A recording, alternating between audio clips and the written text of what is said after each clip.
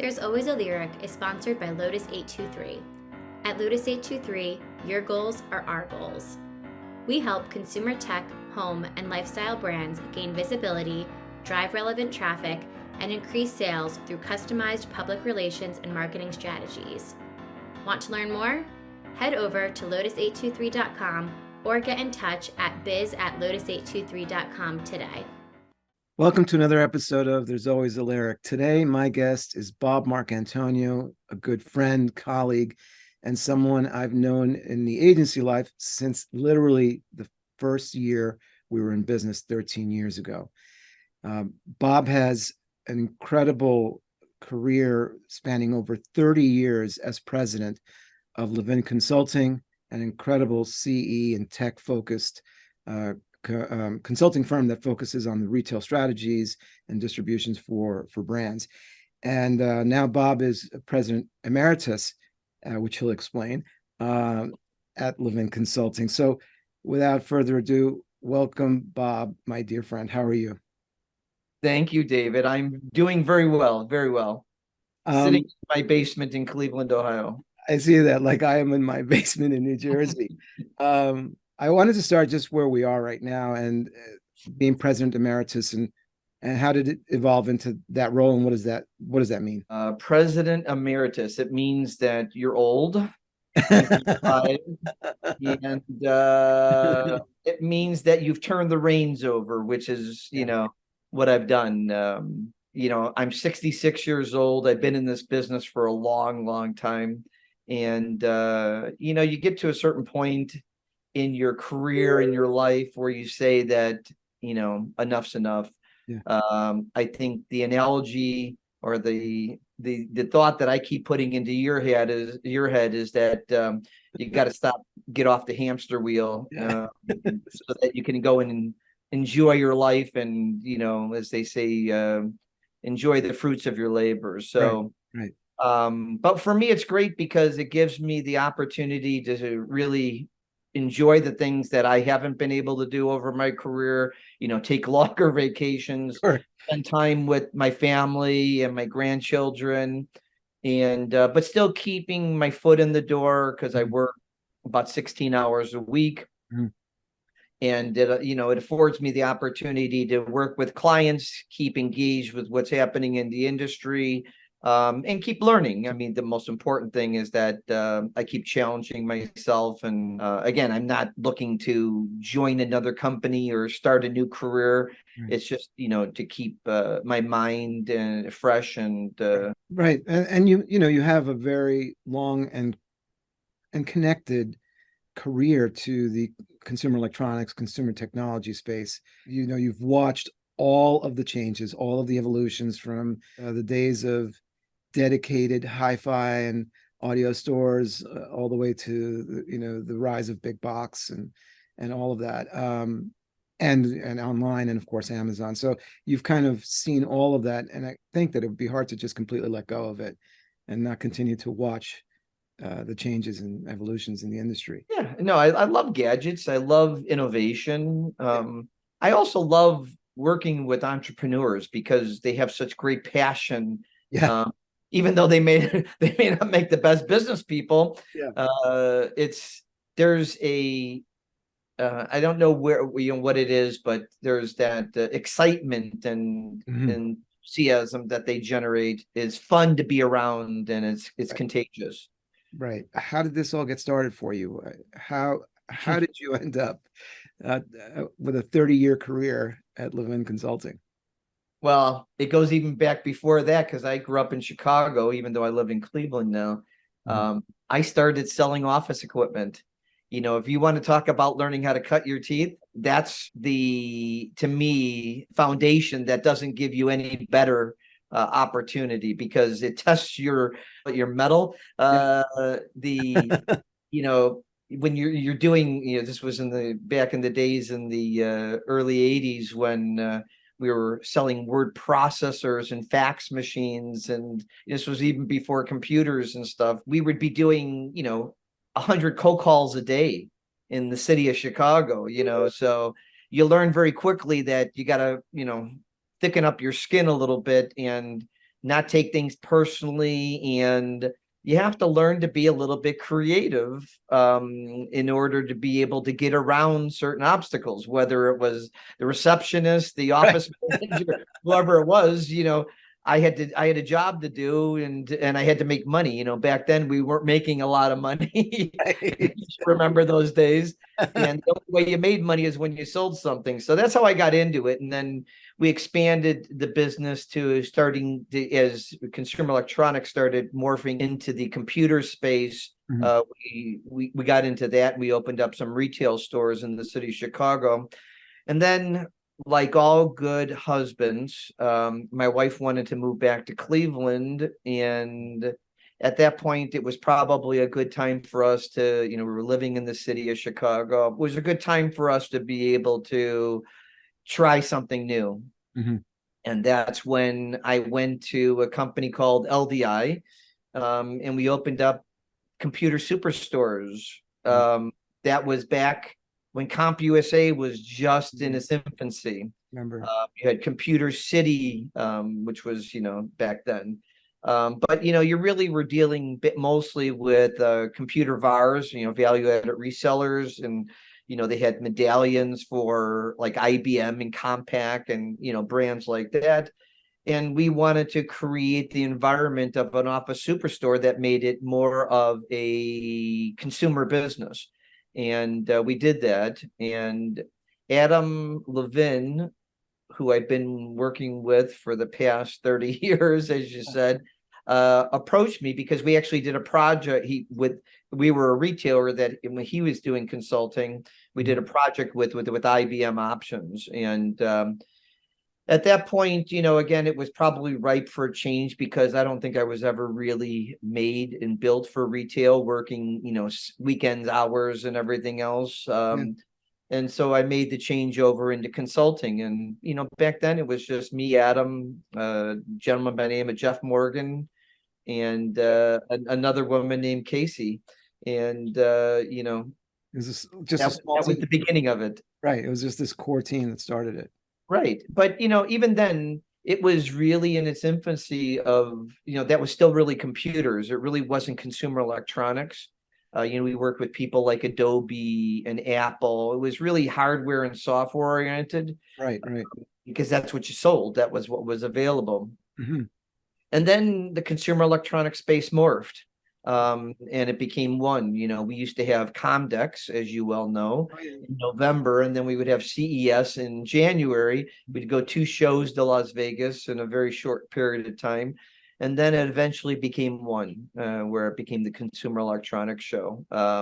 And that's where we're sort of at today, where, we have the integration of both computer technology and consumer electronics into one, and it's continuing to grow. So that was sort of the path that led me to being in this business. And Right. And really launching your career at Levin Consulting. How do you see CES now as after looking at it for 30 years and writing all those different waves? I think the challenge that CES has going forward is to be relevant. Its purpose, if you think about it, when it was developed, was an opportunity for brands to be able to showcase their new technologies. And that's where every Samsung, every major IBM, they all had their big announcements about what was happening, right?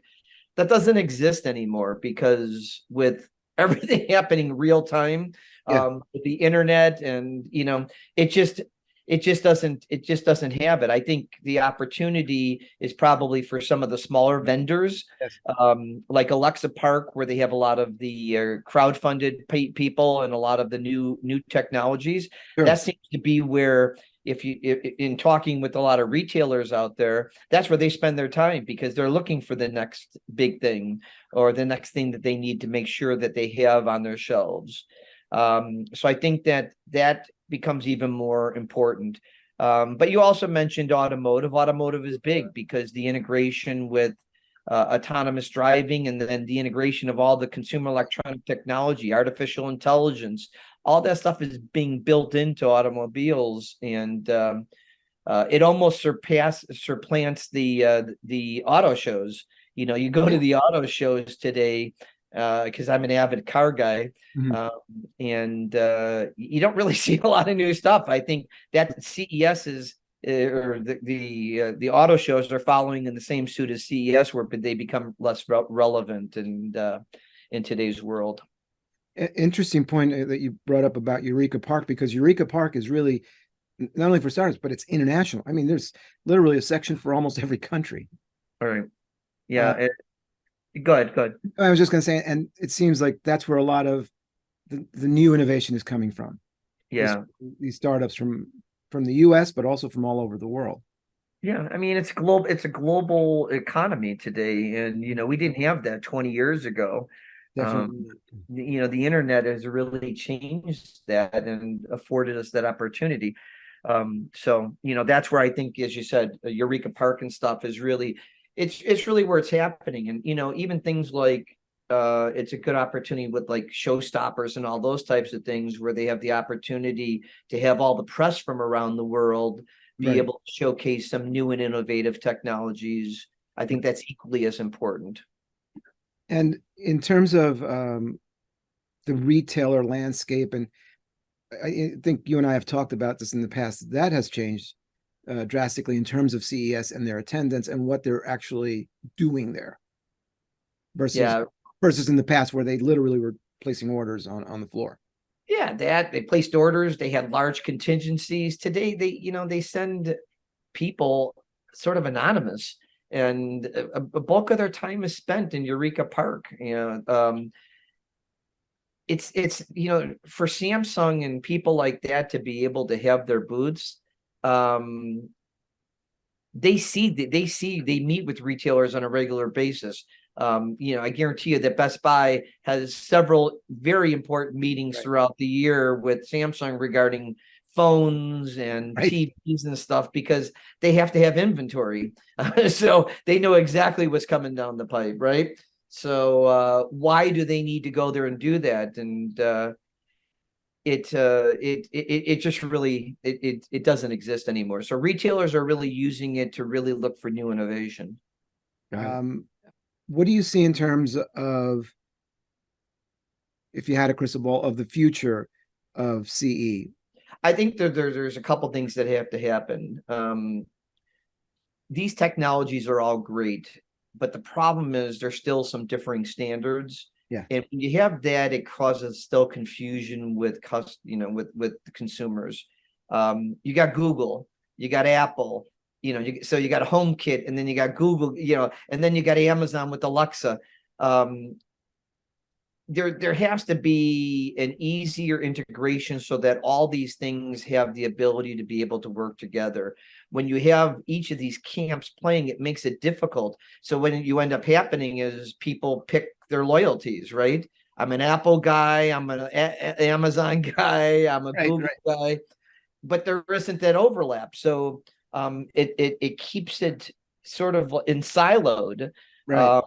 So with that being the case, I think that there has to be better integration. But yeah, all this stuff is really coming to the forefront in terms of making our life easier. I look at my own house. I have so much automation. There isn't anything in my house that I don't try to automate. I have a pond in the backyard with a fountain that I tell Alexa to turn it on. I drive into my garage. My Q connects and opens the garage door because it's got geofencing from my phone. Right. My heat, everything is controlled, That is wild. It's so bad that I had to put a generator in my house, because I'm afraid that if the Wi-Fi goes down, I'm in trouble, because literally you're locked out of your house. Is controlled. So, that's wild. So you are the customer.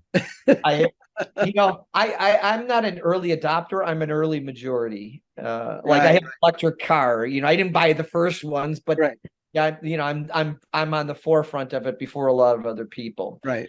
But really, that's what's happening with all this, is that it will become commonplace for your lights, your heating, and all those types of things to be easily integrated into your life so that it makes it easier for us. And then, you talk about VR and stuff, and, we've had this discussion many times.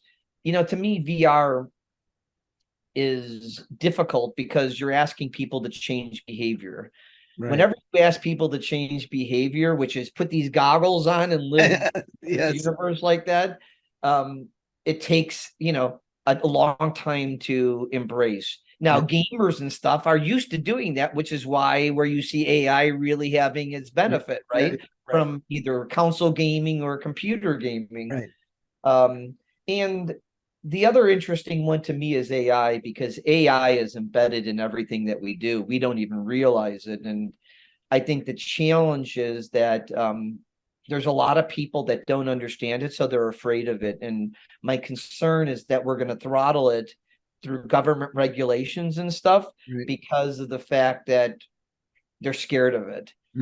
Instead of embracing it and trying to figure out how we utilize it to really be more advantageous in our daily lives, right? Because it's here. It isn't going away. And the news flash is it's been here for a while. Oh yeah, people don't realize that. That's what I was going to say. People don't realize when you're searching on Amazon and they pop up another ad, where do you think that came from? That's right. AI. They didn't magically pick your brain and say, oh yeah, I think he's going to buy some diapers now. That's right. And I didn't mean diapers for people my age. I meant for my grandkids.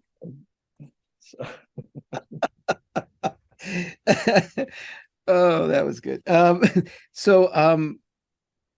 of like slightly off the CES thing, but related. There are many agencies that do consulting and do retail consulting and do retail strategies. You guys have been around for 30 years. What makes it different? What do you think made Levin Consulting this 30-year relevant company in consulting, specifically in tech? What was the why that made it different from other ones that kind of came and went? I guess I could answer as I told you, I've been watching the TV program Suits. Yes. Everybody has this overabundance of confidence. I could say it was me, but no, it's not really. It's the people. The people are really the difference, and the experiences that those people bring that help us round out a strategy, executional phase for our clients. And then the other thing that I think that really sets us apart is our passion. You got to have a passion for this business, and we do that. So that's why I said I love working with entrepreneurs, because I love their passion. And when you marriage great people with good experiences and successful experience, and then you layer on passion with it, our clients see that, and they know that we're going to bat for them. We're not like Suits where we're billing them on an hourly basis. We don't work like that, and that was never our philosophy. It was, we wanted them to feel that we're working on their behalf. The other thing is that we're very candid. We don't pull any punches. I think that there's a lot of agencies out there that tell people what they want to hear because they want to keep their business. I'm interested in success. I'm interested in success for my clients. And so are our people. And with that being the case, we have to tell them many times that what they're doing is wrong, or you need to look at it with a different set of eyes. I think the other thing that we do is we don't believe that we have all the answers. You can't go into anything believing that, it's your way or the highway kind of thing, because the reality is I learn so much from different people on a daily basis that those things, those little nuggets that I just happen to glimpse from someone, I integrate into a strategy or a conversation with somebody else. And that's critical, because I'm not the only person in the world who has a brain. There's a lot of people out there, Right. and we have to tap into that. Because one of the first questions that I ever ask a client or even a potential prospect is, what's the problem you're trying to solve? Right. If it isn't real, I don't care how much money you're going to throw at it or how much time you're going to invest in it. The fact of the matter is, it's not going to win. Okay.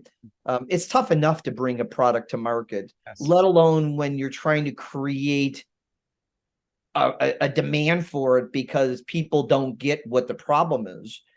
And the other thing is, I tell people is, you can't be a commodity. I mean, if you're a commodity, you're playing price, and you Right. better make sure you get the lowest price possible, because somebody's always going to try to knock you off that throne. So be unique. And if there's no uniqueness and you're not solving a real problem, I'll tell them, don't waste their money. Right. Right. It just does not make sense. So when you start with that premise, it's easy to build on always being honest with them, because they understand that you're looking at their best interest at heart.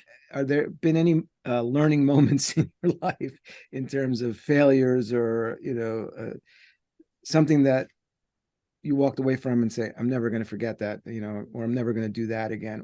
Something that really stuck with you. And To me, I'm constantly learning. And to me, that's the most important thing. If you're not failing on a daily basis, you're not trying. So to me, it's all about, what can I learn from that instance? And it could be something insignificant. Mm-hmm. It could be the way that I negotiated with my AT&T bill or something. You know what I'm saying? Right. I bring those things I try to learn from them, so that it helps build and rounds me out as a person. I don't really, there isn't like this aha moment where I said, oh my God, I wish I would have done. Yeah, there's probably 1,000 times I would have said that. But you know what? You can't second guess yourself. You have to stick with your convictions, go with it. As long as you're not doing it with any maliciousness or things like that. It's really more the fact that, hey, I'm trying my best, and I'm going to learn from it. And I'm going to take that going forward, so that, it will be hopefully something that helps build on, the next success.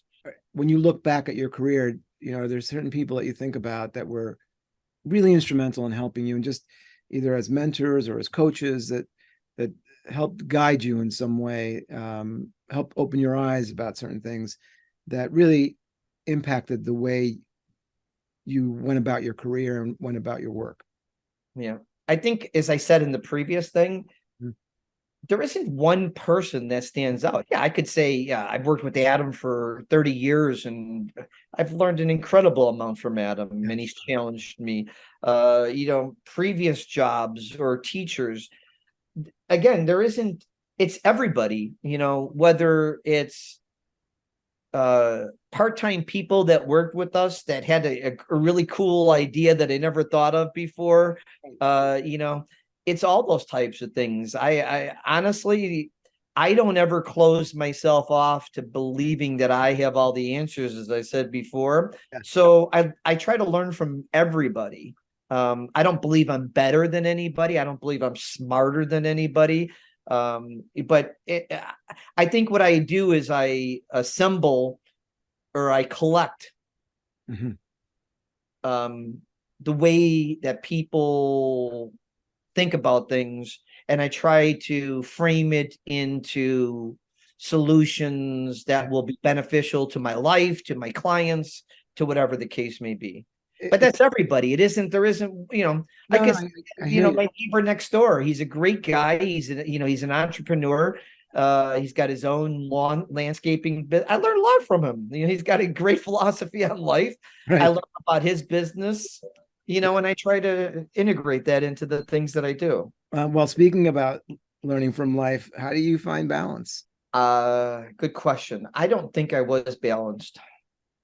I think that we talked about this.